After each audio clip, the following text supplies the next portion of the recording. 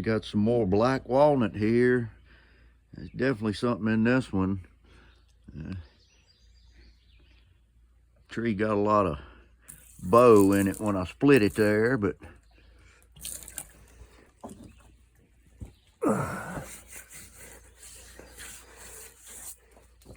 it'll work fine for fence posts. Let's see what we got here. We can get some glare out of it.